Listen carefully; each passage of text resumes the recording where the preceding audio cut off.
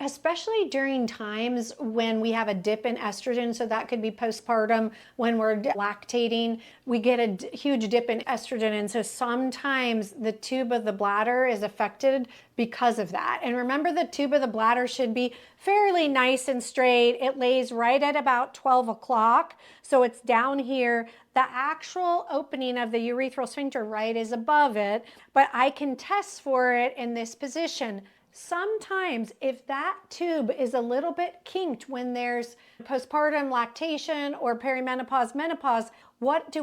We actually will utilize something called hyaluronic acid, or we'll utilize estrogen, especially in our postpartum, especially in our perimenopause and menopause moms. Don't get me wrong, they use some in postpartum as well, but that's just another whole story we'll get into later.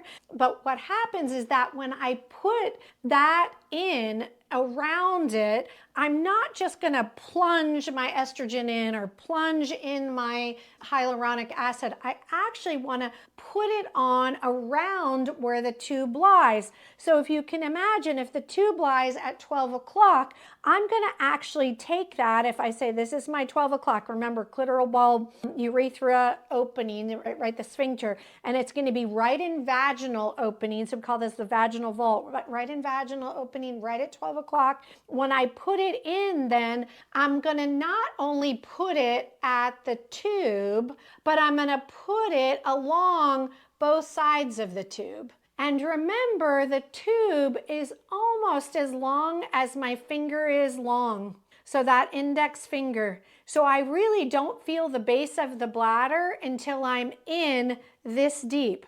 So if postpartum, I have a mom come in and suddenly she's like saying, hey, things feel heavier down there, a little bit like I'm leaking a little bit, I may go in to test the tube of the bladder, and I feel the bladder way down here on my finger before I ever get all the way to the depth of the end of my finger. I know that bladder's then sitting a little bit too low, a little lower than I want it to. Remember, all the tissue in the floor, the cervix and the uterus, do not go back up into position until about 12 weeks.